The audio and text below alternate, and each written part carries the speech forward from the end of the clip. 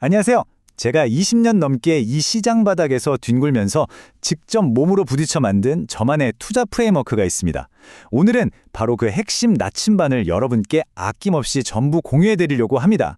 오늘 이 이야기가 끝나면 지금처럼 혼란스러운 시장에서 내가 뭘 해야 할지 머릿속에 아주 선명한 지도가 하나 그려지실 겁니다. 2월과는 완전히 다릅니다. 이 한마디, 이게 지금 시장 상황을 전부 말해주고 있습니다. 불과 몇 달 전까지만 해도 가득했던 그 낙관론, 다 어디로 갔죠? 사라졌습니다. 변동성은 예측을 아예 불가능하게 만들고 있고요. 이건 그냥 시장이 좀 어렵다 이런 수준이 아니에요. 우리가 알던 게임의 규칙 자체가 바뀌었다는 강력한 신호입니다. 그래서 우리에겐 완전히 새로운 지도, 새로운 전략이 필요한 거죠. 본격적인 이야기에 앞서서 잠시 안내 말씀 하나 드리겠습니다. 본 내용은 정보 제공을 목적으로 하는 것이고요. 특정 종목에 대한 투자 권유가 아님을 분명히 말씀드립니다. 모든 투자 결정과 그에 따른 책임은 투자자 본인에게 있다는 점 꼭 기억해 주시기 바랍니다. 자, 오늘 우리가 함께 떠나볼 여정은 크게 6단계입니다. 먼저 이 지독한 안개 같은 시장의 현재 상황을 제대로 진단하고요. 그 안에서 보석처럼 빛나는 진짜 성장 동력, 즉 알파를 찾아낼 겁니다. 그리고 이 가치가 숫자 뒤에 어떻게 숨어 있는지 파헤쳐보고 이걸 실제 제 포트폴리오에 어떻게 적용하는지 실전 사례를 보여드릴게요. 마지막으로 최악의 상황까지 대비하는 리스크 관리법, 그리고 이 모든 걸 가능하게 하는 단단한 투자 철학으로 마무리하겠습니다.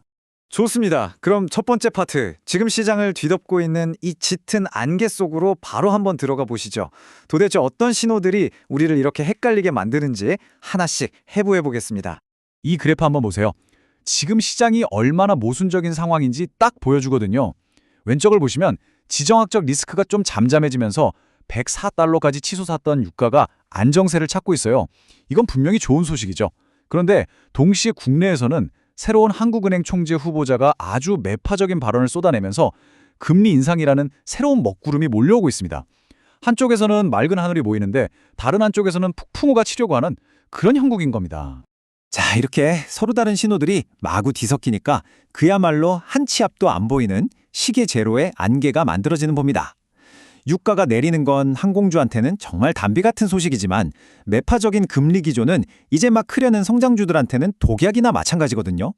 여기에다 30년 구력의 베테랑마저 야, 이런 건 진짜 난생 처음 본다고 혀를 내두를 정도의 단기 외국인 순매도 폭탄까지 터졌으니 지금 한국 시장이 얼마나 위험한 상황인지 아시겠죠? 그럼 이 짙은 안개를 뚫고 나갈 방법은 대체 뭘까요? 답은 하나입니다. 이런 거시경계의 단기적인 노이즈를 뛰어넘는 누구도 부인할 수 없는 거대한 구조적 성장 트렌드를 찾아내는 거죠. 그리고 그 심장부에 바로 AI와 전력이 있습니다. 이 그림 한 장이 AI 메모리 기술의 역사를 아주 명쾌하게 요약해줍니다. 정말 재밌죠? 초기에는요, GDDR, 그러니까 스포츠카처럼 속도가 전부였어요. 얼마나 쌩쌩 달리느냐. 그런데 AI가 다뤄야 할 데이터의 양이 폭발적으로 늘어나면서 이젠 100차선 고속도로 같은 HBM의 대역폭, 즉 한 번에 얼마나 많은 차가 지나갈 수 있느냐가 게임의 룰을 바꾸게 된 겁니다. 그리고 지금 우리는 그 다음 단계, 플래시 메모리까지 합쳐버리는 HBF라는 새로운 대륙을 향해 가고 있는 거고요. HBM이 지금의 왕이라면 HBF는 미래의 황제를 결정할 전쟁터입니다. HBM이 계산을 위한 작업대라면 HBF는 거대한 도서관의 모든 책을 그냥 머릿속에 통째로 집어넣는 기술이라고 생각하시면 돼요. AI가 단순히 계산기 역할을 넘어 축적된 지식을 바로 꺼내 쓰는 진짜 지능이 되는 거죠. 지금 SK하이닉스가 샌디스크랑 손잡고 이 표준을 선점하려고 하고 삼성은 독자 노선으로 맞불을 놓고 있죠. 여기서 이기는 기업이 앞으로 30년 AI 시장을 말 그대로 가두리 양식장처럼 독점하게 될 겁니다. 자, 그리고 여기서부터가 진짜 돈의 흐름이 보이는 지점입니다. AI 혁명은 반도체 칩 하나로 끝나지 않아요. AI 데이터 센터라는 이 거대한 전기 먹는 하마가 등장하면서 이 하마를 먹여 살릴 전기, 변압기, 구리 같은 전력 인프라 전체가 들썩이는 역사적인 슈퍼사이클이 터지고 있다는 거죠. 칩 수요가 전력 인프라 수요로 그대로 이어지는 엄청난 연쇄 반응이 시작된 겁니다. 정말 아이러니하지 않나요? 이렇게 강력하고 거대한 미래 성장 스토리가 눈앞에 뻔히 보이는데 정작 이 가치가 한국 대표 기업들의 주가에는 거의 반영이 안 됐다는 겁니다. 이제 그 숫자 뒤에 숨겨진 엄청난 기회를 직접 한번 확인해 보시죠. 이 차트 좀 보세요. 와, 이건 정말 충격적이라고밖에 할 말이 없습니다. 글로벌 파운드리 1등인 저기 TSMC의 선행 PE는 30배를 훌쩍 넘어가는데 우리 삼성전자는 고작 5배 수준에 묶여 있습니다. 이게 말이 되나요? 왜 이럴까요? 시장이 아직 삼성의 AI 잠재력을 제대로 값어치에 넣어주지 않고 있기 때문입니다. AI 시대 핵심 부품을 만드는 회사가 이렇게까지 싸게 거래되고 있다는 가장 명백한 증거죠. 아마 어떤 분들은 에이, 한국 기업이 원래 돈 잘 못 버니까 싼 거 아니에요? 라고 반문하실 수도 있어요. 근데요, 그건 정말 옛날 얘기입니다. 기업이 주주돈으로 얼마나 알차게 이익을 내는지 보여주는 이 ROE 지표를 보면요. 최근 한국 대표 기술 기업들의 수익성은 과거와는 비교가 안 될 정도로 좋아졌습니다. 단순히 매출이 늘어난 게 아니라 돈을 버는 근육, 그 체질 자체가 완전히 바뀐 거예요. 바로 이겁니다. 핵심은 이거예요.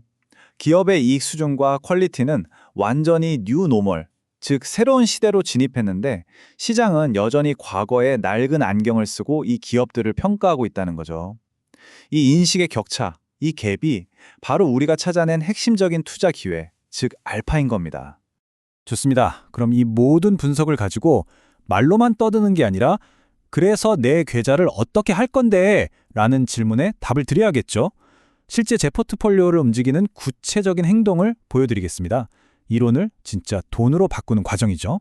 자, 만약 이번 주에 제가 포트폴리오를 손본다면 바로 이렇게 했을 겁니다. 우선 재건 기대감 때문에 단기적으로 너무 뜨거워진 건설주 ETF는 일부 이익을 실현해서 비중을 좀 줄입니다. 리스크 관리 차원이죠. 그리고 그 현금으로 뭘 하느냐?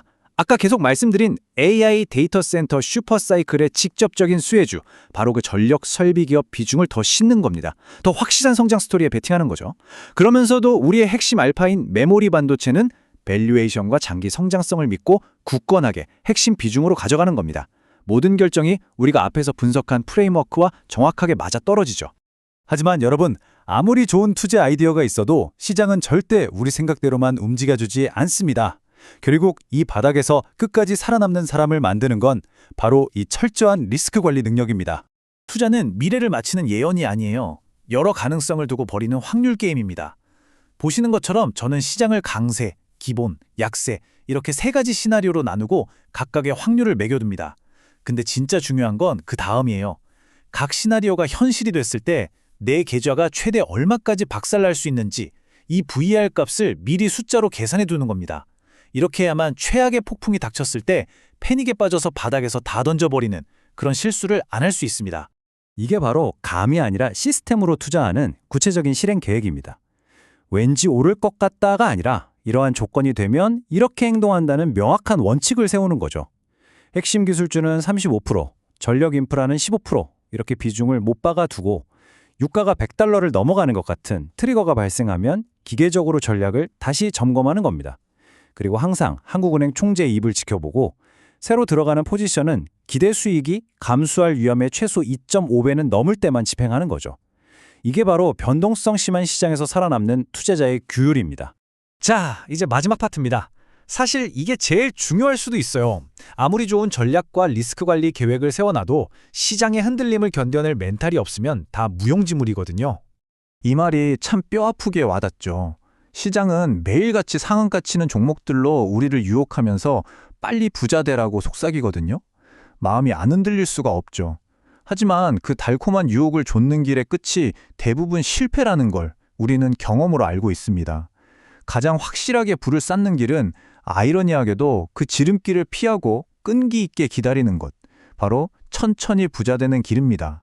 그래서 진짜 고수들이 기술적 분석보다 더 중요하게 여기는 능력이 바로 이 몸빵입니다. 시장이 나를 두들겨 패고 모두가 공포에 질려서 주식을 내던질 때 내 분석과 내 논리를 믿고 묵묵히 그 하락을 온몸으로 버텨내는 정신적 강인함. 단기적인 소음에 흔들려서 좋은 주식을 헐값에 팔아버리는 투자자와 장기적으로 결국 승리하는 투자자를 가르는 결정적인 차이가 바로 이 몸빵 능력에서 나옵니다. 오늘 제 분석을 통해서 이 안개 속에서 우리가 붙잡아야 할 핵심 알파가 무엇인지는 분명해졌습니다. 하지만 진짜 마지막 질문은 바로 이것입니다. 훌륭한 통찰력을 갖추는 것도 물론 어렵지만 그 통찰력이 열매를 맺을 때까지 시장의 고통을 견뎌낼 강한 기질을 갖추는 것은 훨씬 더 어렵습니다. 과연 여러분은 이 두 가지를 모두 가질 준비가 되셨습니까? 오늘 제 이야기가 그 답을 찾아가는 여정에 작은 등불 하나가 되었으면 좋겠습니다.